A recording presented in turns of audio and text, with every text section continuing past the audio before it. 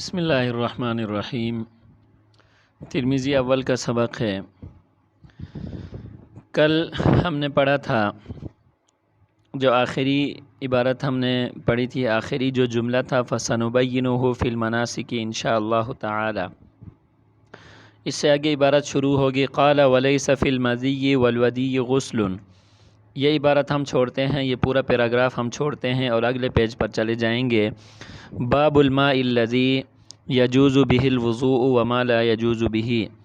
الطهارة من الأحداث جائزة بماء السماء والأودية والعيون والآبار والبحار، لقوله تعالى وأنزلنا من السماء ماء طهورا، وقوله عليه السلام الماء طهور لا ينجسه شيء إلا ما غير لونه أو طعمه أو ريحه، وقوله عليه السلام في البحر هو الطهور ماؤه والحل ميتته، ومطلق الاسم يطلق على هذه المياه۔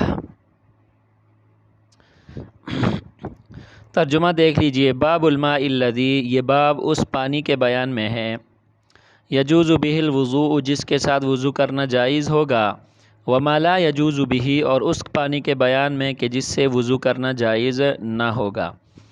الطہارۃ من الاحداث، احداث سے طہارت حاصل کرنا، جائزۃ، جائز ہے، بماء السماء، آسمان کے پانی سے، مراد اس سے بارش جو اوپر سے ہو رہی ہے، والاودیۃ، اور وادیوں کے پانی سے جو ندی نالے وغیرہ بہتے ہیں، والعیون، اور چشموں کے پانی سے، والآباری، اور کنویں کے پانی سے، والبحاری، اور دریاؤں سمندروں کے پانی سے، لقولہ تعالی، اللہ تعالیٰ کے اس قول کی وجہ سے، وَأَنزَلْنَا مِنَ السَّمَاءِ، اور ہم نے اتارا آسمان سے، ماءً، پانی، طہوراً، جو کہ پاک کرنے والا ہے، پاک ہے۔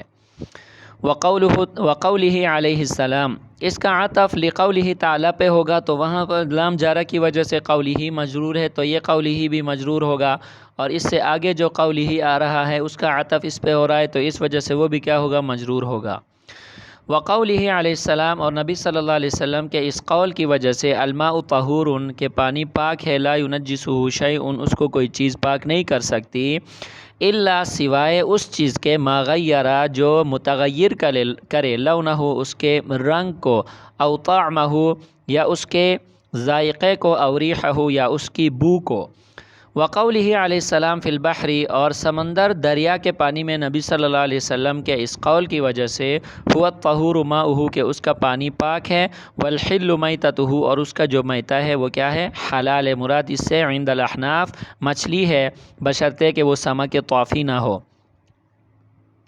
ومطلق الاسم، اور مطلق اسم ما، یطلق علی هذه المياه، اس کا اطلاق کیا جاتا ہے ان پانیوں پر۔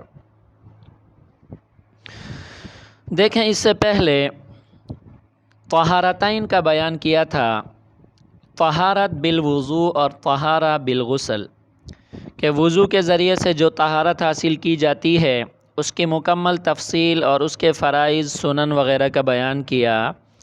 اس کے بعد غسل کے ذریعے سے جو طہارت حاصل کی جاتی ہے اس کے فرائض اور سنن وغیرہ کا بیان کیا۔ اب یہاں سے طہارت کا جو ذریعہ ہے ماء، اس کے بارے میں بیان فرما رہے ہیں، اور اس کی دو تقسیم یہاں پر بیان فرمائی ہے۔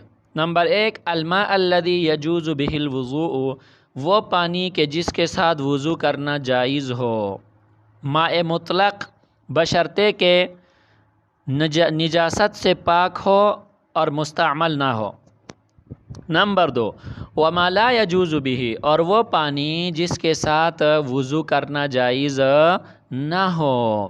سمجھ میں آ گئی کہ نہیں؟ ماء مقید، ماء مستعمل، اور وہ پانی جو کہ کیا ہو، نجس ہو، وہ سب اس کے اندر کیا ہیں، داخل ہیں۔ تو خلاصہ کلام یہ ہے کہ یہاں پہ جو طہارت حاصل کرنے کا ذریعہ ہے، پانی ہے، اس کی دو قسمیں بیان فرمائی۔ نمبر ایک، الذی یجوز به الوضوء، وہ پانی جس کے ساتھ وضو کرنا جائز ہے یا جائز ہو۔ نمبر دو، وما لا یجوز به، وہ پانی جس کے ساتھ وضو کرنا جائز نہ ہوگا۔ دونوں کی آگے کیا کی ہے، الگ الگ تفصیل بیان فرمائی ہے۔ چنانچہ فرمائے الطہارۃ من الاحداث، احداث سے طہارت، احداث یہ حدث کی جمع ہے، سمجھ میں آگے کہ نہیں؟ جمع اس لیے صیغہ استعمال کیا کہ حدث اصغر، حدث اکبر، اسی طرح جو ہے نا نجاست حقیقیہ سے طہارت حاصل کرنا، حکمیہ سے طہارت حاصل کرنا، وہ سب کے سب جو ہے نا اس احداث میں شامل ہیں، اس لیے احداث کو جمع کا صیغہ استعمال کیا۔ جائزۃ جائز ہے، بمیاہ، بما السمائی، آسمان کے پانی سے، اس سے مراد جو ہے نا وہ بارش کا پانی ہے۔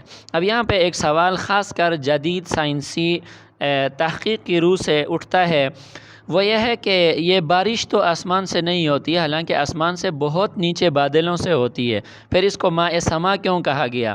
اور یہ کیوں کہا گیا وَأَنزَلْنَا مِنَ السَّمَاءِ مَاءً طَهُورًا، اور ہم نے آپ کے لیے آسمان سے پاک پانی کیا کیا ہے؟ اتارا ہے۔ سمجھ میں آ گئی کہ نہیں آئی؟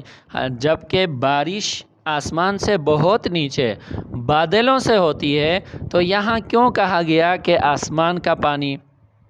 سمجھ میں آ گئی کہ نہیں آئی؟ اس کی نسبت آسمان کی طرف کیوں کی گئی؟ دو جوابات دیے گئے ہیں۔ پہلا جواب یہ ہے کہ ماں کی نسبت، بارش کی نسبت جو آسمان کی طرف کی گئی ہے، ایک تو اس وجہ سے ہے کہ ظاہری طور پر دیکھنے میں وہ آسمان کی طرف سے وہ بارش ہوتی ہوئی معلوم ہوتی ہے۔ سمجھ میں آ گئی کہ نہیں؟ اگر آپ اوپر دیکھیں تو آپ کو ایسے لگتا ہے جیسا کہ وہ آسمان سے ہو رہی ہے، تو آسمان کی طرف سے وہ بارش ہوتی ہے، ظاہری طور پر دیکھنے میں آسمان کی طرف سے بارش کے قطرے آتے ہوئے معلوم ہوتے ہیں، اس لیے اس کی نسبت آسمان کی طرف کی گئی ہے۔ دوسرا جواب اس کا یہ دیا گیا ہے کہ بارش کا حکم آسمان سے نازل ہوتا ہے، بارش کا حکم آسمان سے کیا ہوتا ہے؟ نازل ہوتا ہے۔ سمجھ میں آ گئی کہ نہیں آئی؟ تو آسمانوں سے چونکہ بارش کا حکم نازل ہوتا ہے، اس لیے جو بارش کے ہونے کا سبب ہے، جو اس کی علت ہے، اصلی سبب ہے، وہ کیا ہے؟ اس کا حکم ہے۔ سمجھ میں آ گئی کہ نہیں آئی؟ تو حکم کی طرف جو ہے نا اس کی کیا کی گئی ہے؟ نسبت کی گئی ہے کہ حکم آسمان سے ہوتا ہے، لہٰذا بارش کی نسبت آسمان کی طرف کی گئی۔ اب اس میں کوئی بات نہیں رہی۔ والاودیہ، اودیہ وادی کی جمع ہے، وادیوں کے جو پانی وغیرہ اس میں بہتے ہیں۔ والعیون، اور چشموں کا پانی، چشموں کا پانی۔ والآب، عیون یہ عین کی جمع ہے، اور عین یہ اس کا اطلاق مختلف معنی پر ہوتا ہے، لیکن عین کی جمع جب عیون استعمال ہو تو پھر اس سے مراد جو ہے نا وہ چشمہ ہوتا ہے۔ والآبار، آبار بئر کی جمع ہے، بئر جو ہے نا وہ کس کو کہا جاتا ہے؟ کنویں کو کہا جاتا ہے۔ والبحار، بحار سمندروں کا پانی، بحار بحر سمندر کو کہا جاتا ہے۔ تو بہرحال یہ پانی جو ہے نا یہ سب کے سب کیا ہیں؟ پاک ہیں، اور ان کے ذریعے سے احداث کو، حدث کو کیا کیا جاتا ہے؟ دور کیا جاتا ہے۔ خلاصہ کلام آسان الفاظ میں میں آپ کو بتاتا ہوں کہ وضو اور غسل ماء سما سے، ماء اودیہ سے، ماء عیون سے، ماء آبار سے اور ماء بحار سے کیا جاتا ہے۔ سمجھ میں آ گئی کہ نہیں آئی؟ دلیل کیا ہے؟ لقولہ تعالی، اللہ تعالیٰ کا یہ قول وَأَنزَلْنَا مِنَ السَّمَاءِ مَاءً طَهُورًا، اور دوسری دلیل نبی صلی اللہ علیہ وسلم کا یہ فرمان الماء طہور لا ينجسه شيء الا ما غیر لونه او طعمه او ریحه، ابن ماجہ نے اس کو روایت کیا ہے۔ وقول علیہ السلام فی البحر هو الطہور ماؤه الحل میتته، مختلف احادیث میں جو ہے یہ روایت آئی ہے۔ اچھا جی، ومطلق الاسم، یہ تو دلائل تھیں کیا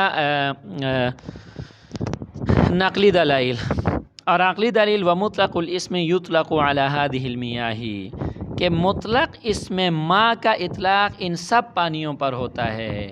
سمجھ میں آ گئی کہ نہیں؟ دیکھیں نا، وضو کرنے کے لیے پانی ہونا کیا ہے؟ ضروری ہے۔ فَإِن لَّمْ تَجِدُوا مَاءً فَتَيَمَّمُوا، اگر ماء تمہیں حاصل نہ ہو تو پھر تم تیمم کر سکتے ہو۔ تو ماء کا ذکر کیا ہوا ہے؟ مطلقاً ہوا ہے۔ اس سے مراد کیا ہے بیٹا؟ ماء مطلق، اور ماء مطلق کا اطلاق ان تمام پانیوں پر ہوتا ہے۔ سمجھ میں آ گئی کہ نہیں؟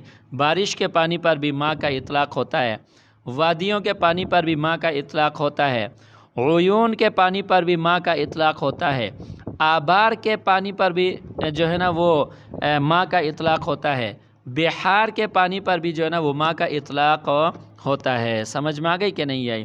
تو لہٰذا ماء کا لفظ ان تمام چیزوں کو شامل ہے، تو معلوم ہوا کہ ان تمام پانیوں سے طہارت حاصل کرنا، چاہے وہ وضو کے ذریعے سے ہو یا غسل کے ذریعے سے ہو، وہ کیا ہے؟ جائز ہے اور صحیح ہے۔ سمجھ میں آ گئی کہ نہیں آئی؟ ولا یجوز بما تصر، یہاں سے آگے ان پانیوں کا بیان ہوگا کہ جن کے ذریعے سے وضو کرنا جائز نہ ہوگا۔ لیکن یہاں پر یہ بات یاد رہے کہ بسا اوقات جو ہے نا، وہ جن پانیوں کا ہم نے ذکر کیا ہے، پانی تو اسی میں سے ہوتا ہے لیکن اس سے وضو کرنا صحیح نہیں ہوتا۔ مثال کے طور پر بارش کا پانی اگر کسی جگہ کسی برتن میں جمع ہوا ہے اور اس میں کوئی نجس چیز گر جائے تو وہ پانی کیا ہو گیا؟ اب ایک برتن میں پانی تھا، نجس ہو گیا۔ دیکھیں نا، ماء سما تھا لیکن نجس ہونے کی وجہ سے اس سے وضو کرنا جائز نہ ہوگا، کیونکہ نجس چیز جو ہے نا وہ نجاست کو زائل نہیں کر سکتی۔ اسی طرح دیکھیں، چشمے کا پانی آپ نے کسی برتن میں نکالا تو وہ بالکل صاف ہے، اور وہ کیا ہوا؟ آپ نے ایک برتن میں ایک ٹب وغیرہ میں مثال کے طور پر کسی نے وضو کیا، کرنے کے بعد وہ کیا ہو گیا؟ مستعمل ہو گیا۔ اب مائع مستعمل یہ خود اگرچہ پاک ہے، اگر کپڑوں بدن کو لگ جائے تو وہ جگہ وہ کپڑے ناپاک نہیں ہوتے، لیکن مائع مستعمل مطہر نہیں ہے کہ اس سے آپ وضو نہیں کر سکتے۔ سمجھ میں آ گئی کہ نہیں؟ بہرحال یہ ساری چیزوں کا بیان آگے آ جائے گا، لیکن مطلق حالت میں، پاک حالت میں ان سارے پانیوں سے وضو کرنا یا ان پانیوں سے غسل کرنا جو ہے نا وہ کیا ہے؟ جائز ہے اور صحیح ہے، دلائل قرآنیہ اور حدیثیہ کی روشنی میں اور دلیل قیاسی کی روشنی میں۔ تو بہرحال ہم نے ان پانیوں کا بیان کر دیا کہ جن سے طہارت حاصل کرنا، چاہے وضو کے ذریعے سے ہو چاہے غسل کے ذریعے سے ہو، صحیح ہوگا۔ اور آگے ولا یجوز سے ان پانیوں کا بیان ہوگا کہ جن سے طہارت حاصل کرنا درست نہ ہوگا، اور اس کی وجہ کیا ہے وہ پھر آگے انشاءاللہ ہم بیان کریں گے۔